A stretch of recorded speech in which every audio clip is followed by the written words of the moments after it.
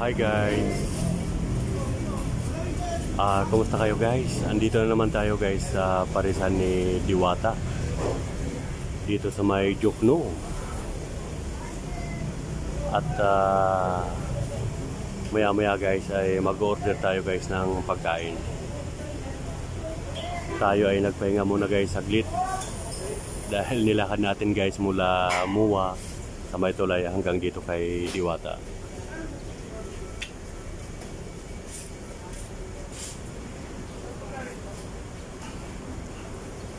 Yan po yung mga kumakain guys ngayon kay Diwata. At tanghaling tapat mga kaisarog.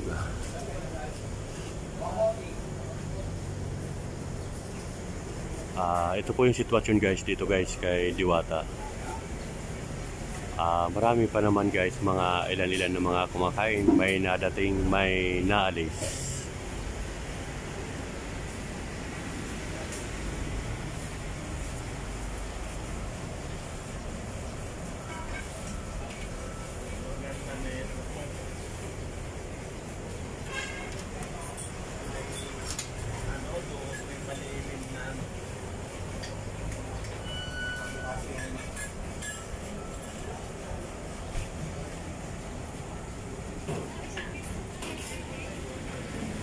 Yan guys ang sitwasyon guys dito sa parisan ni Diwata.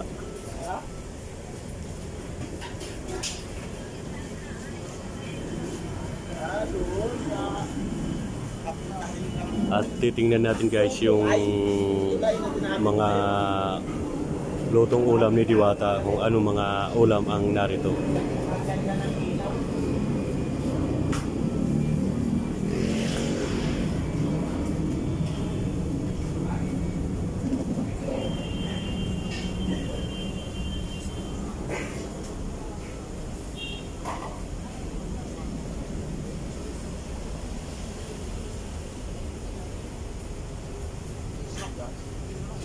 Mayroong guys na ano, fried chicken,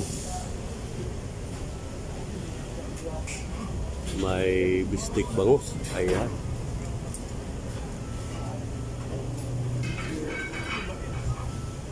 Guys, so, lalaki ng mga manok guys ni Diwata.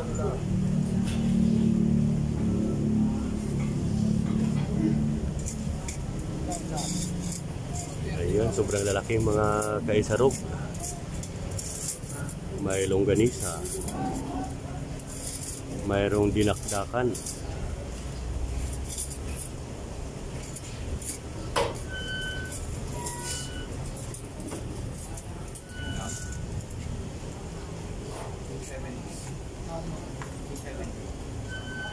yung mga price niya guys, ito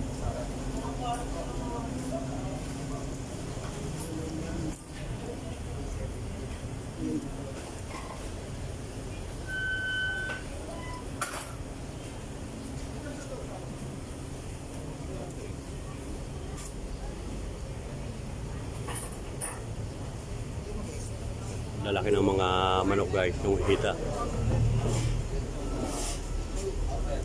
Magkano dito sir sa manok? 140. 140. Only rice na yan? 2 rice. 2 rice. Saglit. Ay, pipili muna. Yan dinakdakan.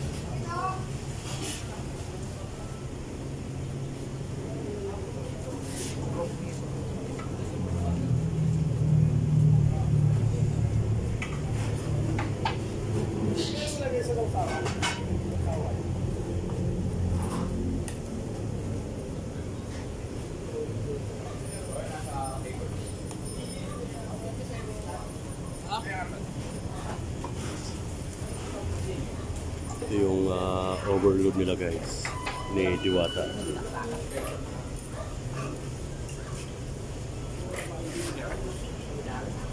Sabaw.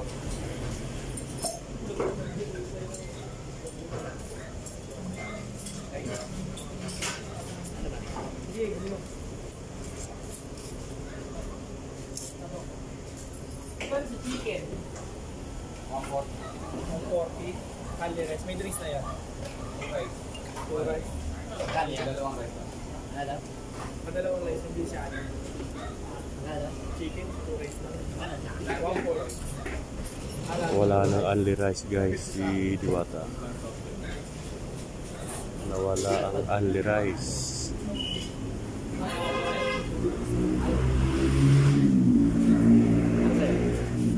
Ito isang pares pa.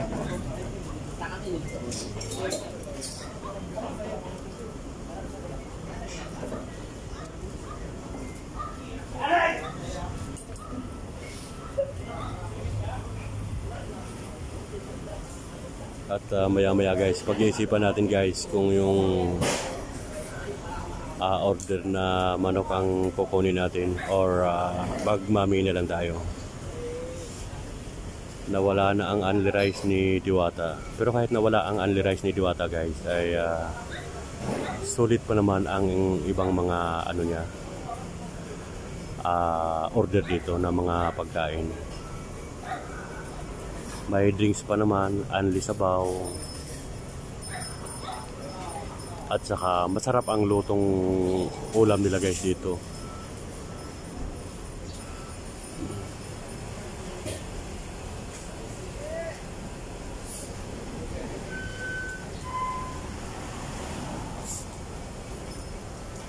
At marami na guys pinagbago guys ang parisan ni Diwata rito. Tulad ng mga unang vlog natin ay naipakita ko na po sa inyo guys yung bubong pinaganda at mayroon na rin na CR.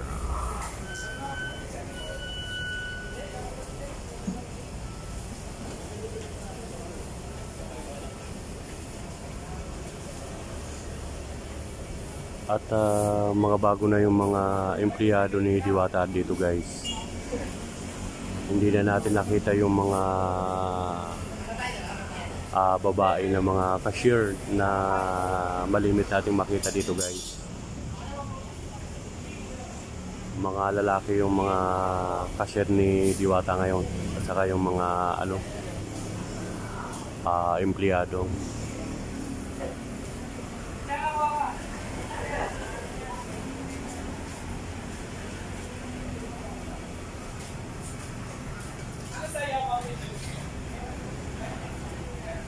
At yan po yung sitwasyon mga kaisarog dito sa parisan ni Diwata. Halos hindi na natin guys madatnan si Diwata rito sa kanyang parisan. Siguro nasa ibang branches siya o kaya sa may Cavite na may pinagagawa siya doon na malaking bahay daw at may bagong bukas din na parisan sa Cavite.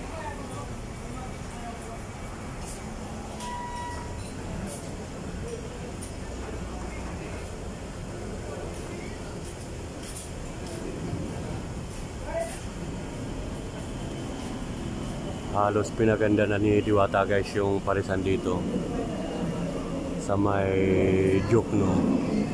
Kaya safe na yung mga kumakain. Ganitong malakas ang ulan, matindi ang sikat ng araw ay safe tayo na kumakain po dito sa parisan ni Diwata. Napakalaking bagay po ang ginawa ni Diwata at naisip po ni Diwata na pagandahin ang kanyang parisan dito.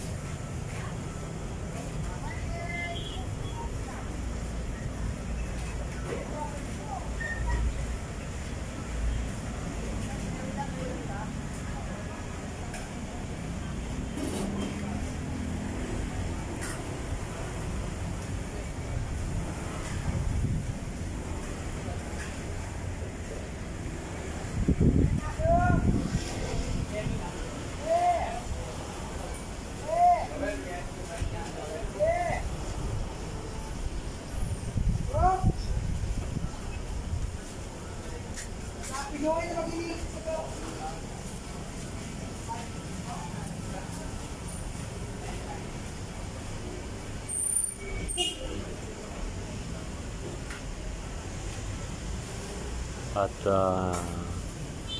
hindi na tulad guys nung dati na talagang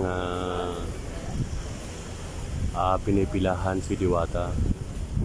Dahil marami na kasi guys na naglabasan ng mga parisan bago dumating dito sa kanya, ay marami ng mga kakumpetensya si Diwata. Kaya yung iba nahahati yung mga customer.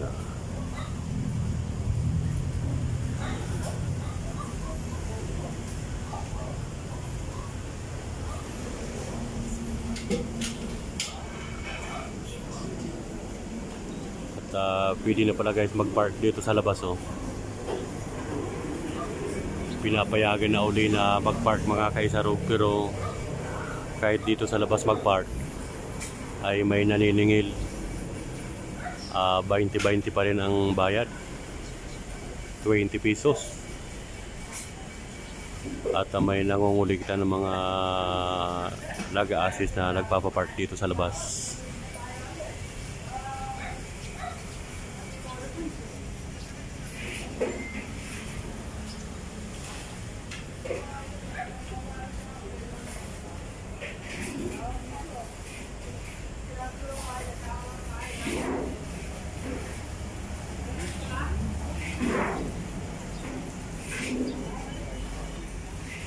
Okay, at naipakita uli natin guys sa inyo yung parisan ni Diwata, yung update natin ngayon guys, na wala naman pinagbago. At kahit sabihin natin na humina si Diwata, ay tuloy-tuloy pa rin naman yung customer. May dumarating, may umaalis. Malaking bagay pa rin kay Diwata na may mga customer pa rin. Tulad yung guys, kahit gaano tayo kalayo, ay sinasadya natin si Diwata. Dahil hindi naman sa tayo ay nambubula o nagyayabang, nasasarapan ako sa pares ni Diwata. Masarap ang kanyang pares mami overload. Kaya tinatangkilik natin guys at binabalik-balikan.